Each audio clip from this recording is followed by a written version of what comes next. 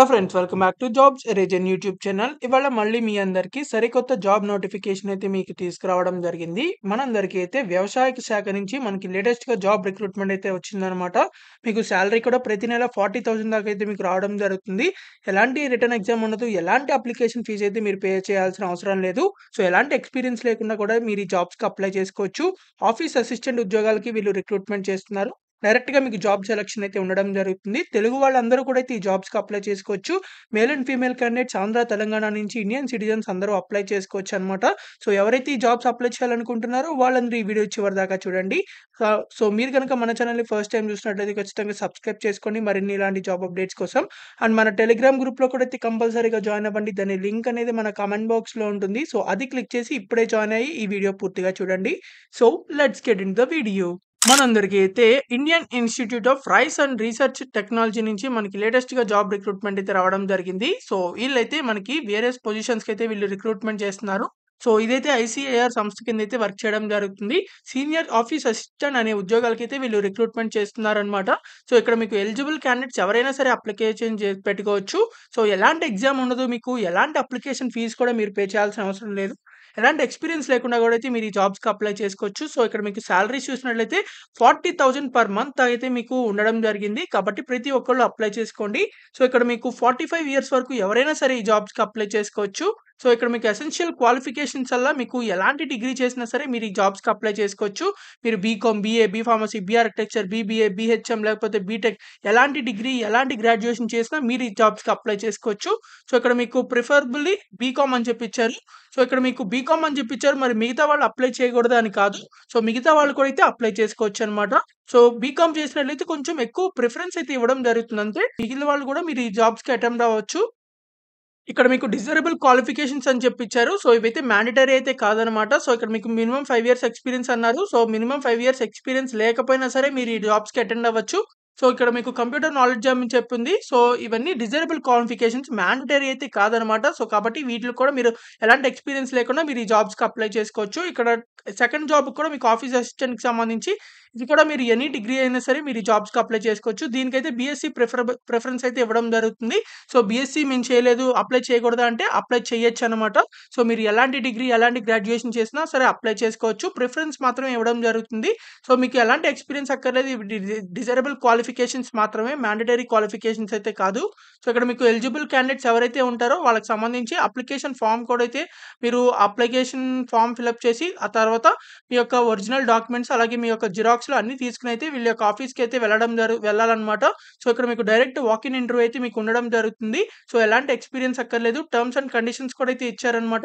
So, మీరు apply చేయాలనుకుంటున్నారో వాళ్ళు డైరెక్ట్‌గా వాక్ ఇన్ ఇంటర్వ్యూకి అయితే వెళ్ళాలి. సో, అది కూడా మన హైదరాబాద్‌లో అయితే ఉండడం జరిగింది. సో, మీకు సంబంధించి ఏవైతే సర్టిఫికేట్స్ అవన్నీ ఉంటాయో ప్రతి జిరాక్స్ అయితే తీసుకొని, తర్వాత ప్రతి జిరాక్స్ మీద మీ సిగ్నేచర్ తీసుకొని, అలాగే మీ యొక్క ఒరిజినల్ డాక్యుమెంట్స్ కూడా అయితే మీరు తీసుకెళ్లాల్సి ఉంటుంది. సో, అక్కడికి తీసుకెళ్ళిన తర్వాత వాళ్ళు చెక్ చేసిన తర్వాత ఎవరైతే షార్ట్ లిస్ట్ అయ్యారో వాళ్ళకి మాత్రమే మీకు ఇంటర్వ్యూ అయితే ఉండడం జరుగుతుంది.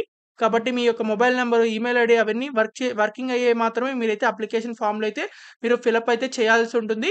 సో, దీని యొక్క అప్లికేషన్ ఫార్మ్ లింక్ కూడా మన కామెంట్ బాక్స్‌లో, డిస్క్రిప్షన్‌లో లింక్ అయితే ఇవ్వడం జరుగుతుంది. సో, అక్కడి నుంచి అయితే మీరు యాక్సెస్ చేసుకోవచ్చు. 21 ఇయర్స్ నుంచి 45 ఇయర్స్ వరకు ఎవరైనా సరే ఈ జాబ్స్‌కి అప్లై చేసుకోవచ్చు. సో, కాబట్టి ఎవరైతే అప్లై చేయాలనుకుంటున్నారో వాళ్ళైతే తప్పకుండా అయితే మీరు డైరెక్ట్‌గా వాక్ ఇన్ ఇంటర్వ్యూకి అయితే వెళ్ళండి.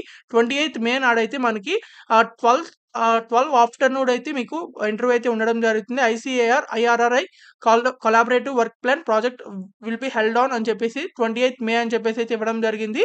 సో, మీరు 28థ్ మేకి అయితే ఐఆర్ఆర్ఐ సంస్థకి అయితే మీరు వెళ్ళాల్సి ఉంటుంది. కాబట్టి తప్పకుండా అయితే మీరు డైరెక్ట్‌గా వాక్ ఇన్ ఇంటర్వ్యూకి వెళ్లి మీరైతే జాబ్ అయితే తెచ్చుకోవచ్చనమాట. సో, ఇవైతే మనకి పర్మనెంట్ జాబ్స్ అయితే కాదు. ప్యూర్‌లీ టెంపరరీ జాబ్స్ అనమాట. సో, మీకు 1 ఇయర్ పాటైతే ఉండడం జరుగుతుంది. ఆ తర్వాత వీళ్ళ రిక్వైర్‌మెంట్ బట్టి, మీ పెర్ఫార్మన్స్ బట్టి మీకు ఎక్స్‌టెండ్ కూడా అయ్యే ఛాన్సెస్ అయితే ఉన్నాయి.